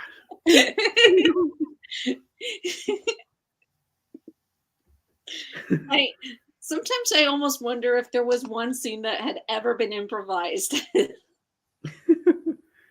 Yeah. I also found out behind the scenes that the guy who played Prince Humperdinck, he had two daughters at the time, and when they heard that there was a giant on set, they wanted to meet him. Oh. So when Andre the Giant came over, I, they just screamed and ran for their lives, and he's like, "I'm so sorry," and Andre the Giant was like, "Nah, that's okay," Uh, because he like got it. He understood what was. true. Too true. Oh, and often my mom likes to quote the impressive clergyman as well. Marriage is what brings us together today. Then wow, wow will follow you forever. I swear, when I get married, I want the pastor to do that. When I get married, I want the pastor to do Yeah, just make sure just make sure your husband doesn't go man and wife. Say man and wife. I actually wouldn't mind if he did that. I wouldn't mind if he was like, say man and wife. Because at least everybody or most people would get it. Yeah, yeah. And like you, I'm also a big fan of Hook. Yes. I honestly, that shockingly, that's my favorite Robin Williams movie. I say Hmm. shockingly because, well, he's not funny in that one. I, most people remember him for admittedly better roles like the genie and the genie and the genie and the genie and Mrs. Doubtfire, of course. Yeah, But yeah, I I guess personally, I he just seemed real in that one. true, true. And Dustin Hoffman was brilliant as Captain Hook. Yeah, I I think he's my favorite Captain Hook. Hmm. Yeah, even more than Jason Isaacs or Colin Farrell. See, I only know him and M. Corey Burton and Hans Conried. Yeah, Carl Farrell did the no. Colin Farrell did the Once Upon a Time version of Hook, and girls went crazy for him. Ah, I and I get it, but Dustin Hoffman's the winner. Yeah. In And my opinion. it I wasn't just now it wasn't just Disney that I really liked growing up. I was a big watcher of Nickelodeon too. admittedly, How I about you? admittedly I do need to see more Nickelodeon, but at least I have two shows on my belt for Nickelodeon.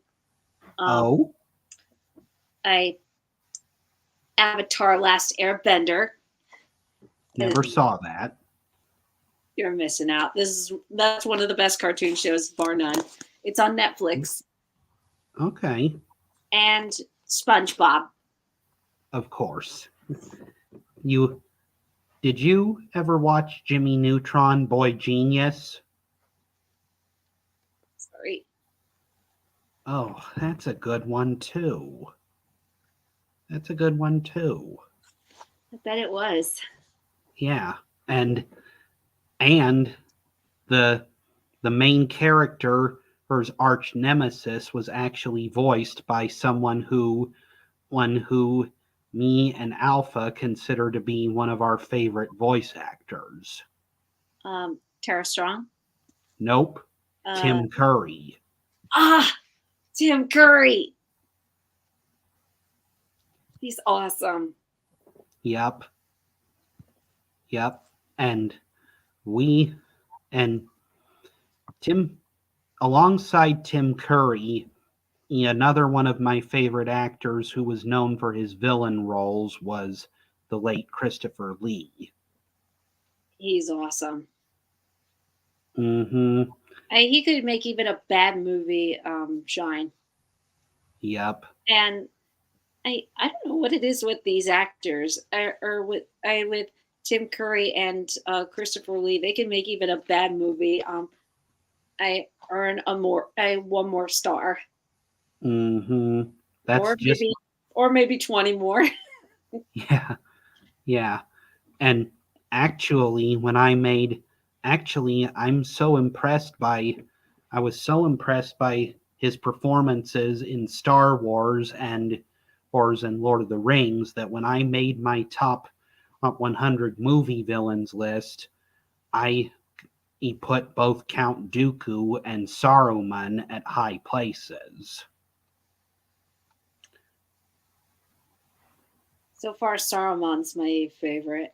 I I mean Yeah, I love Count Dooku though. I thought his duel with Yoda was awesome. that was my favorite part of Attack of the Clones. Same. Yep. And I hate to say it, but when you made your ranking of the Star Wars films, I didn't really agree with it. And that's okay. That happens. I I don't think that we'll always agree on everything. Well, my mother has a very wise saying.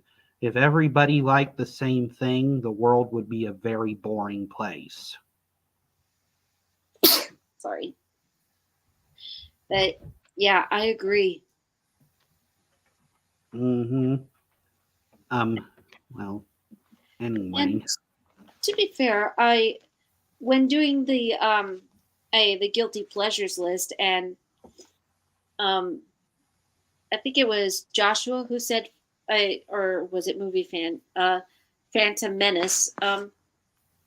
Looking back, I could definitely see a lot of good things in it as well. Yep. And I give Ahmed best credit for doing his best Yeah. with the character. It's not his fault. It's the writer's fault. Yeah. And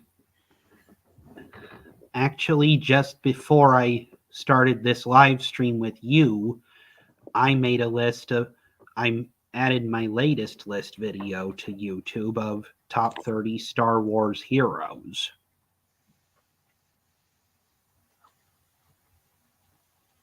And Jar Jar Binks was number 30 on the list.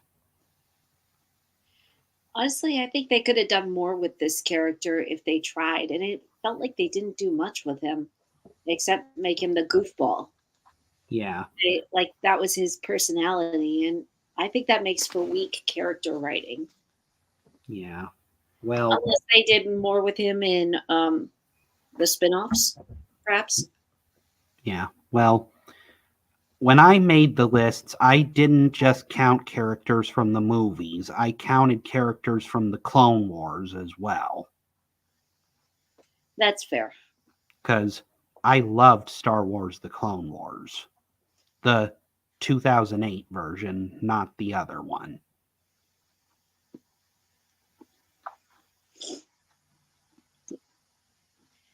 How about you? Well, I haven't seen the Clone Wars yet. I badly need to. From what I heard, that it explains a lot, and even Jonathan said that.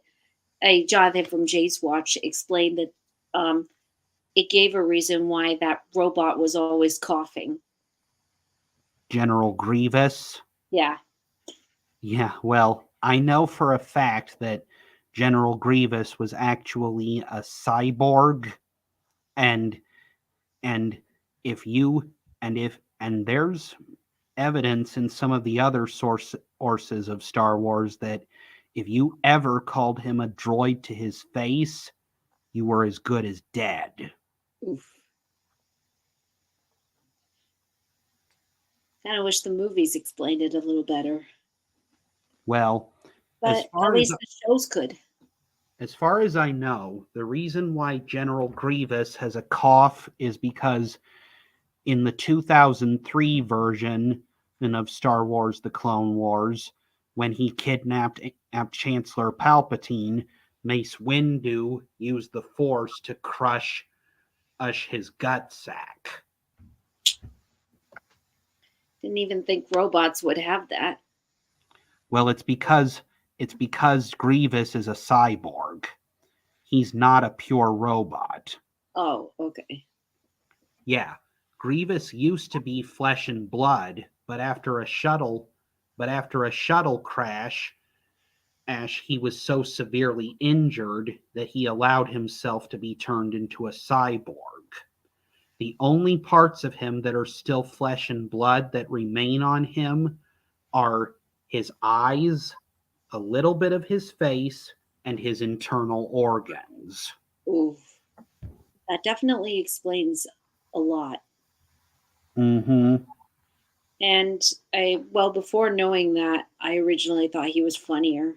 Or that he was funny because I kept thinking, what's a robot got? How does a robot have lungs to worry about coughing? But now I know. Well, that's just how it is. Hmm. And I it's because of the crimes that he committed it in the Clone Wars that when I made my list of Star Wars villains, Grievous got the bronze medal. Wow. Because seriously, you see in the Clone Wars that all those lightsabers that he has in his possession, he gets them and keeps them as trophies after he kills the Jedi who previously owned them. Oh my gosh, that's actually intimidating. Mm-hmm. In fact, Grievous was renowned during the Clone Wars as a Jedi, well, feared, I should say, as a Jedi butcher. He was trained in the art of lightsaber combat by Count Dooku, and his skills were such that even the best Jedi, he had to really push hard to fight against him. Oh my gosh. That's frightening, actually. I Yeah, and I, in some ways, I would have liked if the prequels explained that a little more because I think before the Clone War, they came out before the Clone Wars, so I don't think we had the backup details yet. yeah, I yeah, I think that's the only thing I could fault the prequels for mainly. yeah. But now that we finally have backup details, I guess I guess they can get a few sins off now. Yeah. And me and my friend Harrison have actually been in the process of introducing Alpha to the Star Wars saga. And we are just one film away from being incomplete with that. We just have to show him the Rise of Skywalker, and then he'll have seen all 9 of the main films. What does he think of The Last Jedi so far? If it's all right to ask. Well, he has much the same opinion as me and Ian Harrison. We're just a part of the reason why me especially didn't like The Last Jedi was because of 2 primary reasons. One, Luke dies, and secondly, the fact that after killing Snoke, Kylo Ren didn't redeem himself. I guess for me, I found Snoke to be kind of pointless. Like what what impact did he leave that Palpatine? I I mean, because Palpatine left an impact on Luke, even I mean after he was I mean just before he was killed. Snoke barely did much with Rey, Well, he and did turn Kylo Ren to the dark side. also trying to remember that stormtrooper, the redeemed stormtrooper's name. Finn. And he had a chance to save. He had a chance to save the. I He had a chance to save the rebellion and stop the First Order, but Hmm. Rose stopped him. I mean, yeah, it would have meant sacrifice, but that's what comes with saving every now and then. True. I True. and I think that was a I think that was one of the weakest qualities about Last Jedi, but I don't think it's as bad as everybody makes it out to, or as a lot of people make it out to be. Hmm. I don't think it's that bad, at least. Well, agree to disagree. Or I guess I mean I don't think it's the worst Star Wars movie. Yeah. I did, however, I pulled a quote from Monster House and House to prepare your Alpha for watching The Rise of Skywalker. Emperor Palpatine died, but he didn't leave. Um, and it doesn't really get explained how he's there. Though The it's cool to way see the Emperor. the way I see it is that he was so strong with the Force that he was able to do what we thought only the Jedi could do. Hmm. That's one way to look at it. And well, he did say in Revenge of the Sith, the dark side is a pathway to many. Um, uh, Many unforeseen powers. yeah, pretty much. Hmm. So And I the guess that fact, is possible. and then actually, by reading Star Wars Wiki, I was able to find out exactly how when Palpatine killed his master, Darth Plagueis. He didn't do it by fair means. What That's happened? What happened was Palpatine in in Palpatine had Darth Plagueis ink himself to sleep, and then while Plagueis was in a drunken slumber, Palpatine electrocuted him to death with Sith lightning.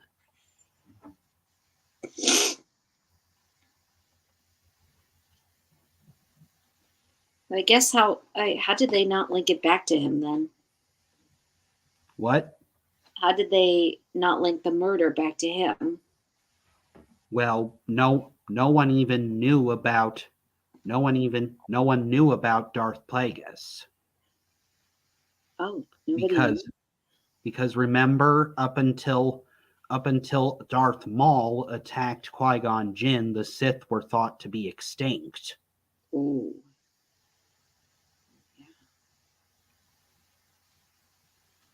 I Because if you remember, when Qui-Gon described the attack to the Jedi Council, one member, Ki-Adi-Mundi, said, "That's impossible. The Sith have been extinct for over a millennium." oh yeah, that's right.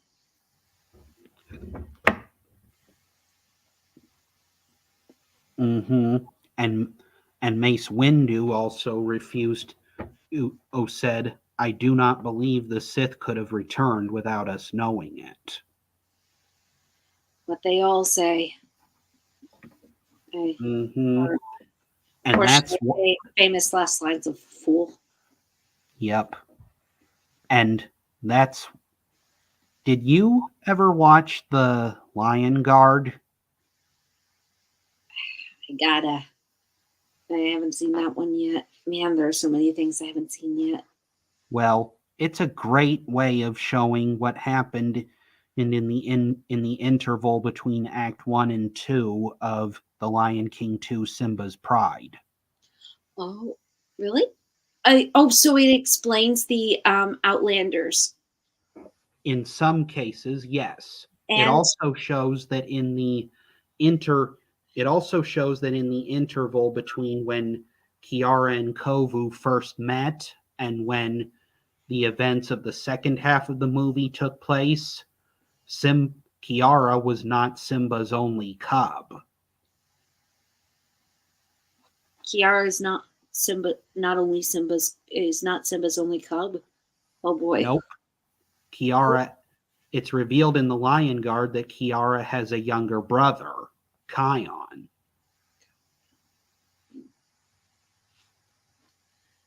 And the pilot movie for The Lion Guard, Return of the Roar, actually, and several other episodes of it, actually give you a reason why Scar had to resort to plotting with the hyenas to achieve his goals. Because it turns out that there's a tradition in the Pride Lands that if a king has more than one child, the firstborn obviously will inherit the throne, but the second-born has an equally important job, being leader of the Lion Guard, the team of, for the most part, lions that defends the Pride Lands and protects the Circle of Life. And the second-born, who is the leader of the Lion Guard, is given a means to carry out their duties by the great kings of the Pride Lands past, a magical gift called the Roar of the Elders. The Roar of the Elders enables whoever has it, that when they roar, the spirits of the great kings of the Pride Lands past roar with them. And that gives them the ability to control the elements. That is so cool. Unfortunately, the Lion Guard is not present in the first Lion King film because its last leader was Scar. The thing that happened was, after an event that's described in the third season of The Lion Guard, Scar's desire for power continued to steadily consume him, and eventually he thought he could use the Roar of the Elders to help him overthrow Mufasa. He tried to get at the four other lions that made up his Lion Guard, or to help him carry out this evil plan. But unlike Scar, those four lions were loyal to the crown. And when they refused to help Scar in his plan, he was so furious that he used the Roar of the Elders to destroy them. Oh, But there was one thing that Scar didn't realize. The great kings of the past had made a that rule that the roar of the elders could only be used for good. If any leader tried to use it for evil, he would lose the power forever. And that's exactly what happened to Scar. Wow. But that's not as bad as what happened in season 2 of The Lion Guard. I keep forgetting. Is The Lion Guard on Disney Plus or is it on Netflix? It's on Disney Plus. Oh, okay, And you should brace yourself for when you get to season 2, episodes 5 and 6, because in that episode, the unthinkable happened. oh boy, Through means of black magic, the villains of the Oh. Lion Guard oh yeah, resurrected. The villains of the Lion Guard resurrected Scar. I think I saw a clip of that, and whoa, Yep, they brought Scar back to life. like, why would they bring Scar back to life? Well, the perpetrators of that crime, a hyena named Janja and a snake named Ushari, they thought that bringing Scar back would give them an advantage in their fights against the Lion Guard. And eventually Scar not only became Janja and Ushari's boss, but he united all of the animals who called the Outlands home, with the exception of Zira and the Outsiders, under his leadership. And once that army was assembled and the Lion Guard found out that Scar had returned, a war broke out between the Pridelanders and the Outlanders.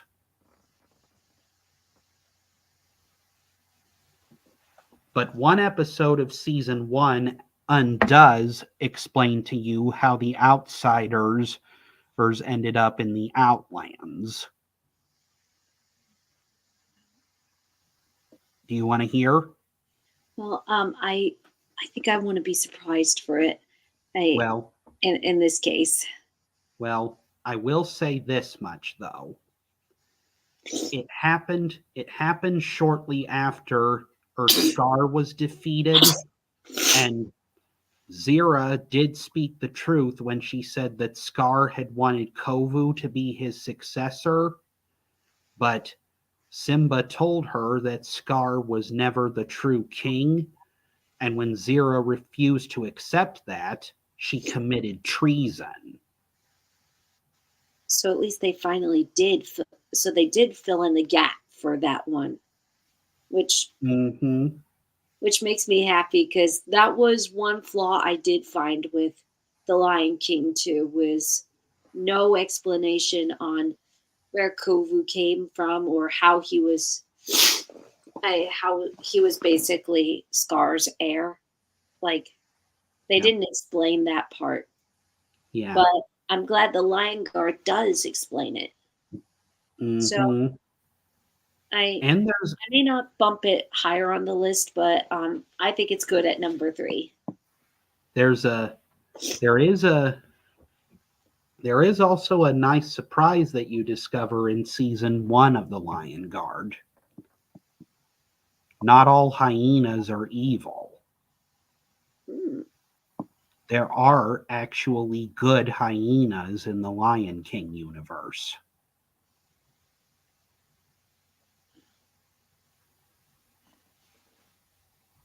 That actually is something new. That's cool. Mm-hmm. By the way, does Shenzi come back? No. The main villains of season 1 and the pilot film of The Lion Guard, Janja the hyena and his clan, they are the descendants of the clan that Shenzi was the leader of. So Shenzi and Ed are gone. Yes. 'Cause Shenzi, Bonsai, and Ed are long gone. I really liked them. Well, it's never explained in why they're gone, but I personally have a theory that either they didn't leave, either they were burned up by the fire after they killed Scar, or they were driven out after the battle for Pride Rock was over. Yeah, I think so. I think they died in the fire too. Mm-hmm. Because it didn't look like anybody would get out of that alive. Mm-hmm. Unless somehow henchmen are flame proof. Yeah. I mean, Yeah. that seems to be Disney logic a lot of the time. I mean, you just see villains and henchmen walking through a fire unscathed. Well, sometimes, not always. And even some of the hyenas looked like they were walking through that fire unscathed. Well, only because the fire hadn't reached its fullest yet, I think. Probably. Or it was the smoke or something. Yeah. But either way, that was, I mean, and I'll give the live action version this credit as well, that version and the animated version both made Scar's death pretty scary. Mm-hmm. In fact, if you listen very closely in the live action version, you can actually hear Scar's bones cracking as the hyenas pounce on him. And I actually did say in the in my review of the Lion King 2019 that I did mention about hyenas and their capability of crunching bones in their jaws. Mm-hmm. That they're probably one of the scariest animals you'll ever meet. That is true. That you'd prefer to meet a lion that you would want to meet a hyena. Yeah. But at the same time though, I don't think the hyenas would have been so quick to turn on Scar if Simba hadn't beaten him first. Yeah. And also Scar did the blame game, so they pretty much they were done with that. Yeah, but like I said, I still say that even though they were angry that Scar betrayed them, I don't think they would have been eager to take care of him themselves if Simba hadn't first defeated him in combat. Possibly, yeah. Because I think that the only reason the hyenas were able to finish off Scar was because Simba had beaten him first.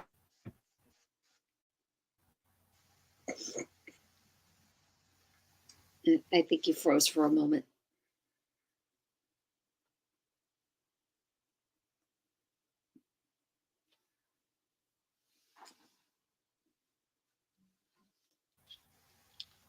Technology again. Yeah, seems to do that. But would you agree with that statement? Yep. Okay. Well, it's 10:12, so it's 12 where I am, so it's probably a good time to call it a night. Yeah, but it was great to get to meet you and to get to know you at last. I assume Alpha had told you about me beforehand. I'm sorry he didn't, but I was glad to finally meet you on the live chat of that movie fan started, which was "Can It Be Saved?" Mm-hmm. And well, that's how I first got to know you. Ah, okay. And I think you did say, you did say in the live chat that you and Alpha were friends and that you both liked The Lion King. Mm-hmm. When we mentioned how we think it could have been fixed. Yep. Not that we thought it was awful or anything. No, I I still think Lady and the Tramp's the worst remake He or the weakest. it's not the best, I'll give it that. But I Either at least that one or bothered I sorry. at least I at least bothered to watch that one. There are certain Disney remakes that I don't even bother to watch. I watched it. I gave it the chance. I thought that I took away a lot of motivations. Uh, But I so like what remakes have you not bothered with? Pete's Dragon, Dumbo, and the Maleficent films. I I definitely don't want to check out Mistress of Evil. That was a what were they thinking continuing that movie? And sorry to say, there's going to be a third Maleficent movie. Mother of Fairies, Miss a Maleficent, Mother of Fairies. You dimwits. I to quote I the shaman. To I quote, said it in the Can It Be Saved video, and I will say it again. The end. The books that I have in my library would make great movies better or probably than all this remake crap. you froze. The books in your library. Would make better films than all this remake crap. Preach. I of all the. I mean, like I have a soft spot for some of these Disney movies, but Wild Swans by Hans Christian Andersen Disney. Look at that. That's made for a Disney movie. Hmm. It's got a Disney princess. It's got flying. It's got family. It's got a saving family. It's got a wicked witch. Mm-hmm. It's got everything Disney loves to market. Like, take a look at that. And one of my friends also says Count of Monte Cristo. They turned that into a Disney animated movie. Hmm. Try some creativity and not just remake. I mean, Yeah. I'm looking forward to The Little Mermaid, but I am not looking forward to the fact that they're remaking things like Aristocats. Yeah. No. What's No. there to remake in the Aristocats? How do you remake that thing? Definitely no. Although you did just get me thinking of one thing that I always laugh at with the Aristocats. What? Cats inherit first, and I come after the cats. Me after. Oh, it's not fair. Ooh. Actually, at one point I recreated the creme de la creme. And it's actually really good. Oh, Yeah, if you look up binging with Babish, it's actually really delicious. oh, okay. Yeah, and at one point when I thought about doing a review for the 2019 Cats movie, I thought of parodying the. I thought of parodying the Everybody Wants to Be a Cat and go, and nobody, and nobody, and nobody wants to go see cats. But instead, I ended up parodying what's it called? Memory. It's also on YouTube. I parodied Memory, and saying, burn this. Anyway, Oh, well, sorry. in all seriousness now, though, it's probably time to call it a night. Yeah. But it was legit wonderful to meet you. And And hopefully we could include you in more live streams. it was nice to meet you too. See you later.